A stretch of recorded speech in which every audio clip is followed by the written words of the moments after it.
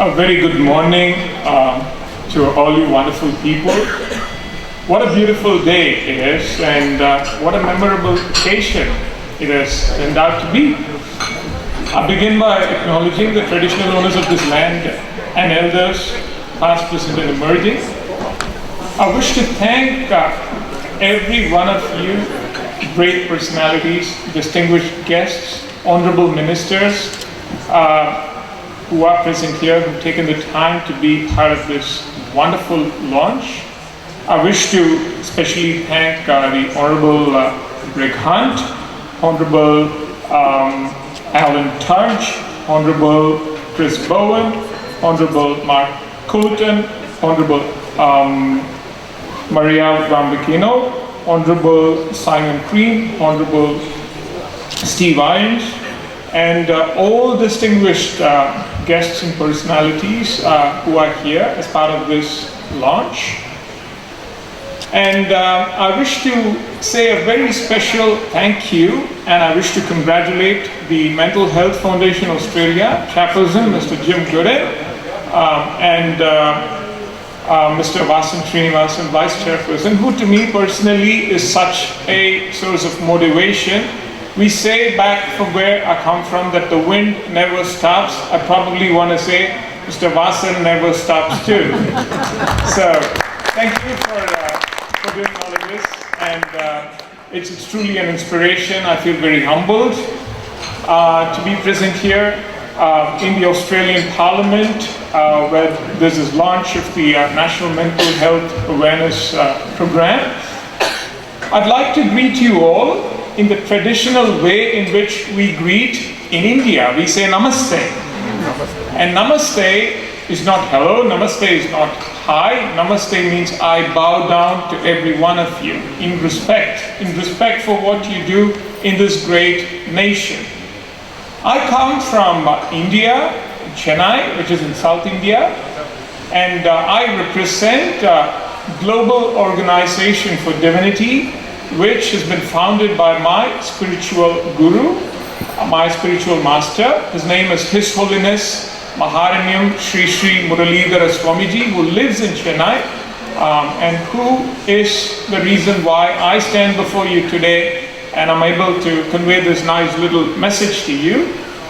And we as an organization are headquartered in India, and we do have a presence in Australia as well, and across many countries in the world, in Singapore, in New Zealand, Malaysia, United States of America, in many different places. And what we do, the core principles that our organization works upon is we dedicate ourselves to selfless service to the community, unconditional love for all, and aspiring and striving for inner transformation, which my guru would always say is the solution to universal love. So that is the principle that I carry with me. That is the message from my guru that I carry with me in this momentous occasion. And my guru would always say that every prayer that forms part of the Indian scriptures, which have been in existence since time immemorial, are always collective. There's no prayer that is for an individual. It's always collective. We say, Loka Samasta Sukhino Bhavantu.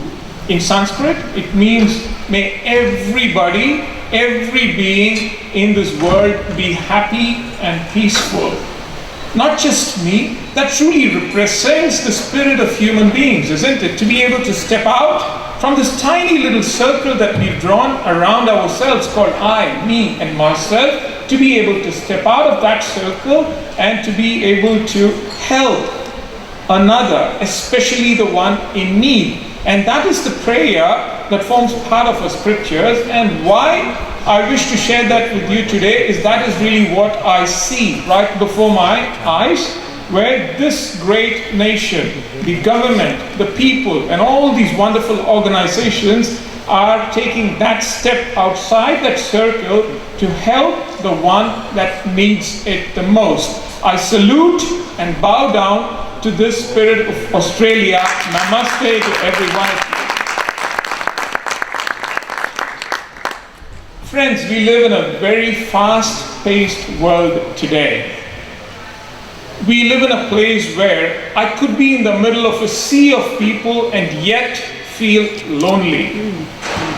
I live in a place where striving for excellence in every field has made this whole world very competitive. It's so competitive that it's not just about how good I am, it's all about how much better I am than the rest of the pack. That's reality. That's how the world is going today. And why, on one hand, we strive to unite, there's many things that are happening that attempt to divide us, human beings, and all of this is happening around us. We are in this flux, and what is the buzzword today? It's called stress. We talk about stress, and all of this has led to that. And as my spiritual guru would put it, the key thing to do in order to relieve this thing called stress, to find that inner peace, is mental well-being, he would say. The mind is the key, he would always say, because well-being is not something that is limited to physical well-being and intellectual well-being. We gain knowledge all the time and we keep ourselves physically fit, but that's where it ends most of the time. We miss out on this third most important aspect that defines us, humans. It is the mind that in fact defines us, and mental well-being is the key if we truly wish to lead lives that define that love, that peace, and that happiness. And while I'm amazed at the kind of measures that the government is taking to ensure that that support is available in every possible way, with the support groups, with all kinds of services, with psychiatric help, with psychologists, I'm amazed to see the effort that is going on all around, and I truly bow down to all of that. I would also like to add, with all of these external measures, if we can add this grooming of the mind, the mental well-being aspect, then it completes this circle of well-being. As I would like to put it, as my guru would say, you reach out and you reach within as well. Reach out. All the help is available. It's there. It's there, and the government and all these organizations, the foundation is doing such a wonderful job. Reach within to find that peace within myself, and that completes this circle.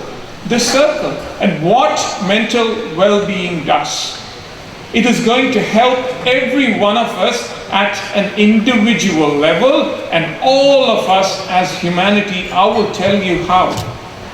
A very nice example that my spiritual master would always quote. We all say, isn't it, beauty lies in the eyes of the beholder. When I stand in front of the mirror, I am the beholder. When I look at that image, I really don't like what I'm seeing. It's hazy, it's not clear. I really don't like it, and I try many different ways and adjustments to get it all right. I do everything possible, it's really not working, and then finally it strikes me. I take a piece of cloth and I wipe the mirror. When I wipe the mirror, what happens is this image becomes pristine, it becomes clear, it's beautiful. Why? Because the mirror became clean. That mirror, friends, is the mind. If I manage to clean the mind by spiritual practices such as meditation, yoga, mindfulness, meditation using sacred chants, we call them as mantras, all of this in some way or the other wipes clean this mirror, and when the mirror is clean, I love the image that I see. It's beautiful. You know why? Every one of us is uniquely beautiful. That's how we are. We just need to see it right. So that's how it's going to help me as an individual with that spiritual practice. It helps to have that inner clarity. And how will it help all of us? All of us, humanity. It does, because when that inner clarity dawns in me, it leads to inner transformation. And that inner transformation blossoms this love from my heart. And when that happens, that is just one step away to universal love. This is what my master would say. That is the key to universal love. Take a look around you for a minute. The one thing that we see that is common, in fact, is the diversity that defines us. We come from different places. We speak different languages. We hail from different cultures, backgrounds, traditions. Even if you were to take the spiritual parts, there are so many. This infinite parts meant to take us to that infinite eternal bliss. But you know what my guru would say? He would say that that in fact is the strength. That diversity is in fact the real beauty, because we look like this beautiful bouquet of exquisite, colorful flowers, and that's what this diversity does to us. It looks very beautiful. If you notice any tradition, any spiritual path that's been in existence since time immemorial, the manner in which the founders of those paths, whichever culture or geographic location they may be from, the manner in which they won over people was not by force, not using armies, but they won the hearts of people with love, by love. That's how they won the hearts of people. And even today, if the names of these great personalities, spiritual personalities, and their lofty ideals and messages are alive with us, it's because they represent and personify that love. In short, spirituality is nothing but that love. When we learn to embrace this message, as my guru would fondly put it, that day is not far off when all of us would be shaking hands across continents. Thank you so much. It's such an honor and privilege to be here. Before I end, I would like to convey my heartfelt appreciation of this beautiful team that's been inspired by Jim and Mr. Watson. This Mental Health Foundation team, headed by Aisha Usman. I've been with them for the past 2 weeks. I'm amazed at the way in which they've been doing what they do. And also every single multicultural ambassador that I've had the pleasure of knowing and interacting with. Thank you for the wonderful work that you're doing. Thank you for having me here. It's a great honor. Thank you.